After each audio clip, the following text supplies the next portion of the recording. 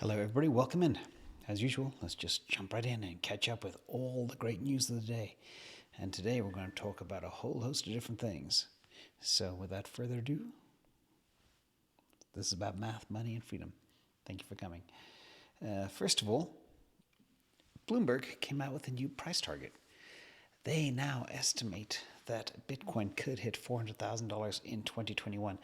But what was really interesting about this report is they talk about the fact that Bitcoin fills the reserve asset need in a low yield world. Basically, nobody's getting any yield anywhere else. So if you can't get yield, you need return, you need alpha. And that's driving a lot of demand for Bitcoin right now. Also, a lot of indicators are pointing to a rising Bitcoin to gold ratio because there's an exodus out of gold into Bitcoin.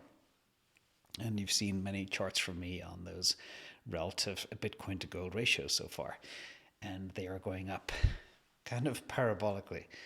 Also, this has been kind of surprising to Bloomberg, but the Bitcoin replacing the old guard gold is more sudden than gradual. It's happening faster than anybody ever expected. And of course, in today's world, all things digital have the upper hand, and that was all accelerated by the C19 situation, which I won't mention. But so that's a little bit of good news from Bloomberg. And in other news, why not, since we're in the topic of price targets, Robert Kiyosaki, the rich dad poor dad fellow, estimates that Bitcoin is going to 1.2 million in 5 years. And also the working class is getting screwed. Pretty strong words, but those 2,000% gains are kind of staggering. And I don't know how much, of course, I would take this to the bank. It's one of those very high projections. He's probably just doing it to get some press. But anyway, he did refer to a couple of things I do agree with, Gresham's law, and that is good money replaces bad money. I'll talk a little bit about that later. Also, boomer pensions are shrinking. You've seen my video on inflation, so you know all about that. And people at the bottom of the economic ladder are getting hurt. So basically, net, the conclusion from this, from Robert Kiyosaki, it's time to get a crypto plan in place. So interesting, 1.2 million, very high in 5 years. If that's the case, everybody in this channel is going to do very well. So we'll see. Anyway, the other thing that's actually happening, and I've hinted at this dramatically, but it keeps on happening, and it's happening at an accelerated pace, is Glassnode indicates that over 1.98 million Bitcoin have transacted above the $1 trillion market cap, which is huge. But there are massive outflows of Bitcoin, and the treasuries are moving Bitcoin to cold storage. And this is all very, very bullish. But another way of looking at it is as follows. If you look at this chart here, you can see that the coins are moving off the exchanges at an accelerated pace. And all of this has happened since Bitcoin has hit $50,000. So what this tells us is big moves, a lot of coins leaving the exchanges. And these aren't retail people. These are institutions. They're buying OTC and they're moving stuff off the exchanges really fast. Again, really bullish. And I've been hinting at this for a couple of weeks now. But that supply crunch is coming. And when it hits, then we go parabolic. There's a lot of talk as well about, are we going to tank back down to 40,000? Meinert from Guggenheim came on this morning as well saying, we're going back to 20,000. But he's been kind of complaining for a long time because he doesn't hold any bags. So I don't even mention him. I thought about including him in this presentation, but no, that's not the case. But if I was a betting man and I was trying to estimate the probability of Bitcoin hitting 40,000 or 80,000, I would pick 80,000 because their supply is so short and it's leaving the exchanges so fast. And that's what has me very excited.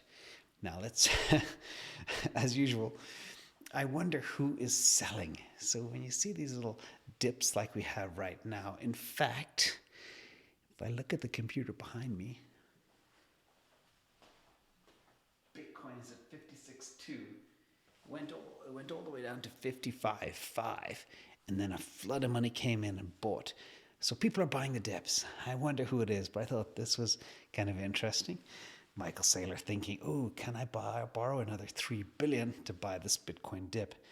But basically, the exodus from the exchanges is telling us all that the institutions are buying and immediately going to cold storage. And the flood is crazy. So just think about that, 2 million coins. And again, if you know me, there's only 14 million coins out there. So it's happening very fast. Let's go a little bit further. I tweeted this morning, and just a little bit of food for thought. And I was thinking, okay, the richest 1% owns half of the world's wealth. But now 0.5 or half of that 1% of the world wealth is now in crypto. And I know that the richest 1% were very, very slow to jump on the crypto train, but they're coming, and they're coming now. So the point of this tweet this morning is we are very early in this game, and this will be the biggest wealth transfer of our lifetime. So again, we're not too late. A lot of people think, oh, Bitcoin's at 50,000, it's too late, I missed the boat. Yeah, people are saying that at 3,000, then at 9,000, then at 12,000, then at 20,000, then at 30,000, etc. You get the message. The point is, just from the two first slides I showed today, a lot of people are saying big things. Kiyosaki, 1.2 million. So who knows where this is going? But I do know it's going to be probably the most valuable store of value that you can find anywhere out there in the marketplace. So this brings me to some questions I've had regarding things like debasement. I always talk about debasement. I talk about inflation, but a little bit of a history lesson. And the reason I say this is because I'll get to my point in a second. So first of all, debasement refers to lowering the value of a currency. And during the Roman times, what they did was the initial coins were 100% silver, then 90% silver, then all the way down to 50% silver, etc. Sometimes they increased the thickness of the coin to pretend they had twice the value, but they had even less silver in them, despite the fact the coin was heavier. So they got really good at debasement, and that's where the term comes. But basically what it did was it drove hyperinflation. And the reason I'm telling you this historical story is the Romans tried to flood the market with fake coins, which weren't pure silver, but they were full of other metals. They were debasing their currency, they were flooding it. And they were also paying for all the soldiers to support all the wars so they could control all of their land, so they could raise taxes to in turn generate more money. But that brought about hyperinflation, the first ever hyperinflation in the history of the world that I know of. And it led to the fall of the Roman Empire. So just think about that history. Think about the importance of debasement and printing of currency and where it can all lead. And that's the real message. Another thing that was very interesting from Kitco, he had a very interesting, David Lynn had a very interesting interview with Steve Hanke. And it was regarding the Federal Reserve have discontinued updating their M1 and M2 charts on a weekly basis. Now they're doing it monthly. The really interesting takeaway I got from Steve Hanke, he's a very smart fellow, is basically there is a massive change in attitude from the central bank. The Fed, it's the largest central bank in the world. And Powell has very explicitly claimed that no matter what happens, money doesn't matter anymore. And he said it doesn't matter because money is no longer correlated to inflation. It doesn't make any sense. Anyway, that's why I gave the history lesson of the Roman Empire. And that's why this weird stuff is going on. Somebody's trying to hide the ball. And again, all roads lead to, where, Bitcoin. So let's talk a little bit about other questions that I get all the time. I try to tackle things here to keep people calm and give them a good idea of what's going on in the world. But I get all those questions. What do I invest in, Bitcoin or Ethereum? My son pinged me this morning, which one? And so basically, again, I'm coming out with a new video, which is kind of like the optimal mix of Bitcoin and Ethereum for retirement. And I believe these two assets work very, very well together. But think, again, as usual, if you're new to this game, Bitcoin is the ultimate store of value. And Ethereum facilitates DeFi. So a lot of people used to say, Bitcoin is digital gold and Ethereum is digital oil. But let's think of it more in terms of electricity to run DeFi. It's probably a nicer analogy. Now, Ethereum has a higher beta, i.e. more risk, but also can have more return. So stay tuned for that upcoming video where I'm going to go into depth with some new updated price predictions for both Bitcoin and Ethereum and what the optimal mix needs to be for both, and how you can expect to retire on that mix of both, because a lot of people have also requested that. Now, on the subject of Ethereum versus Bitcoin, this also came in from Mark Cuban. He is extremely bullish on Ethereum. He praises the Ethereum network upgrades that are coming in July. He loves his NFTs. Obviously, he's slinging a lot of merchandise from his sports franchises. And he says its uses will dwarf Bitcoin's down the line. He also said something which is kind of funny, but he owns more Ethereum than Bitcoins. Obviously, everybody owns more Ethereum than Bitcoins because they're a lot cheaper. That being said, I thought that was funny. But he is very bullish on Ethereum, more so than Bitcoin, and he sees the functionality of it, that whole electricity piece.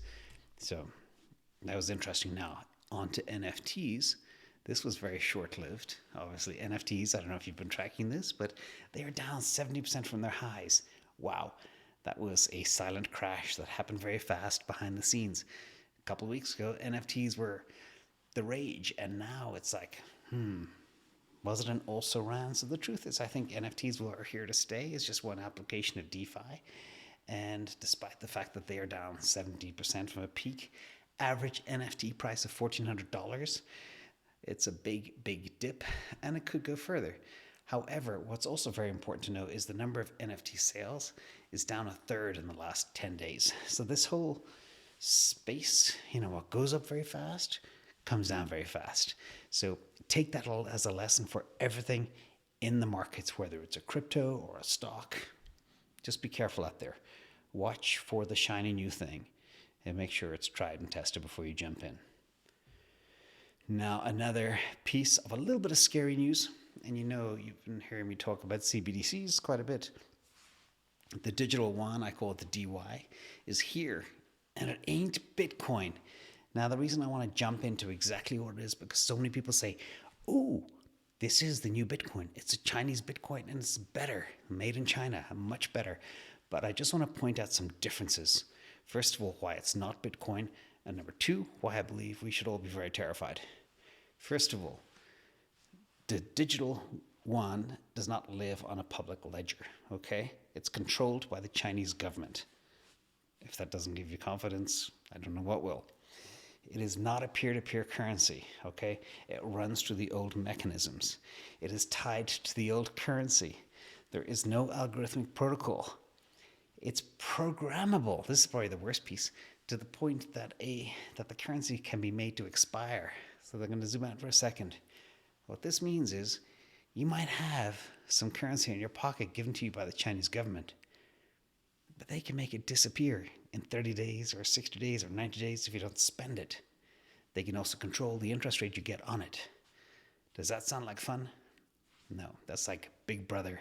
That's like 1984 on steroids. And it's scary. But I'm not finished. One last piece. It is also a new method for surveilling the population, creating new data that can be tracked by authorities. Again, they can track who pays who, where people get their money from, what they spend it on, how they spend it, etc. It's just absolutely terrifying, and it's coming. And the Chinese want to be the first, and they are the first. And I believe that's going to be a big boon for Bitcoin, because who wants the digital yuan? Anyway, finally, a little bit of good news. Palantir, as you may or may not know, they don't really have a sales force per se, but they have partnerships. But their stuff sells itself, and a lot of their revenue comes from government contracts. But they are now doing more deals, bigger deals. And for many of these large deals, for example, the recent one with the American Nuclear Safety Project contract is nearly $100 million. There was no RFP. The government just went straight to Palantir and said, we want this. Okay, this is the price. So again, very bullish. If you look at the number of contracts that they're doing per quarter, it's growing very fast, and so is the size of the contracts, and the speed at which they are done under the Biden administration seems to be very quickly as well. So on that note, as usual, thanks for hanging around till the conclusions. very quickly. I'll run through them. Huge price predictions of 400,000 and 1.2 million, the 400,000 from Bloomberg and 1.2 million from Kiyosaki. Coins are flying off the exchanges and supply crunch is coming. Coins are moving from the weak hands to the strong hands. That's very clear. So please, if you do have any Bitcoin, don't worry, don't sell, because it's going to be harder to buy back when the price goes up. And remember, we are still very early. I gave you that debasement update. Is the Fed hiding the ball? And Bitcoin versus the Ethereum, they're still very different, but there's only one Bitcoin. However, Ethereum has its own value too. Central bank digital currencies are here, and they are very scary, and Palantir is crushing it. All goodness. So, big thank you as well to the Patreon community. Thank you for all you do and being there every day. And if you like this content, hit the like and subscribe. Thank you, everybody. Take care. Bye.